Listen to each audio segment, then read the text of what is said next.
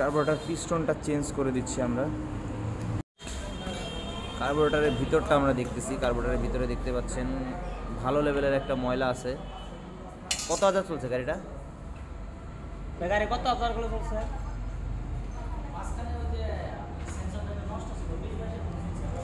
গাড়ি বেশি পুরোনো না, কার্বোরেটর পরিষ্কার করা হয় না ভাই কোনো?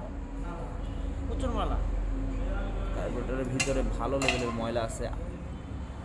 WD-40 দিলে বোঝা যাবে। একটু মারেন তো ভাই, এখানে WD-40 দেন।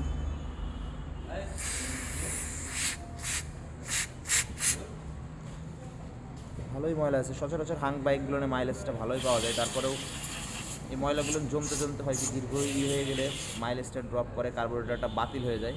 চেষ্টা করবেন এটা ক্লিন করার। তো আমরা ভালো করে ক্লিন করে দেবো, জেট পিন ফ্লুইড পিন দুইটাই দেখবো, এছাড়াও কার্বোরেটর পিস্টনটাও চেক দিয়ে দিব। কার্বোরেটর পিস্টনটা তো বিলা হয়ে গেছে। চলছে কেমনে ভাই, আপনি বুঝতে পারছেন এটা কি সমস্যা? ভ্যাকুয়ামটা এই ইটা একদম পুরো কার্বোরেটর পিস্টনটা চেঞ্জ করে নিলাম, সবচেয়ে ভালো। এইটার অবস্থা তো খারাপ। গাড়ির যে পণ্য বাগে না কি হয় সমস্যা, পিস্টনটা খেয়ে গেছে, কার্বোরেটর পিস্টনটা প্রবলেম হয়ে গেছে। আর এই রাবারটা পুরোটাই হার্ড হয়ে গেছে, একদম বাজেভাবে হার্ড হয়ে গেছে। আর এই পিস্টনটার জন্য অনেক সময় হবে কি রানিংয়ে গাড়ি টানটা সঠিক টানটা পাবেন না, অনেক সময় দেখা যাচ্ছে 70-80-র উপরের স্পিড পাবেন না, এই পিস্টনটা খেয়ে গেলে প্রবলেমটা হয়। বডিটা দেখি দাদা, বডি ধরছে নাকি? বডি হালকা ধরছে, বডিতেও হালকা দাগ আসছে।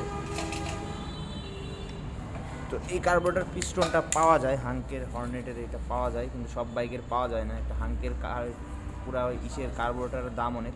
তো আমরা পিস্টনটা দেখবো, ভাইয়ের সাথে কথা বলে যদি চেঞ্জ করে তো চেঞ্জ করে দেবো, না হলে এটা আবার ইনস্টল করে দেবো। এই ইসের ভিতরে আপনারা মাস্টার সার্ভিসের ভিতরে, যে বাইকের মাস্টার সার্ভিস চলতেছে এর ভিতরে কার্বোরেটর ক্লিনিংটা পাবেন। আর যারা কার্বোরেটর ক্লিন করার না একটু সাবধানে থাকেন। এটা মাত্র 22,000 কিলোমিটার চলছে। পিস্টনের অবস্থা দেখেন, পুরোটা শক্ত হয়ে গেছে আর এখানে নিকেল বের হয়ে গেছে। তো কার্বোরেটরটা চেষ্টা করবেন, বাইকে যদি কখনো দম মারে কিংবা টপ স্পিডে প্রবলেম করে অথবা গাড়িটা জ্যাম হয়ে যায়, সেই ক্ষেত্রে কার্বোরেটরটা চেক দিবেন।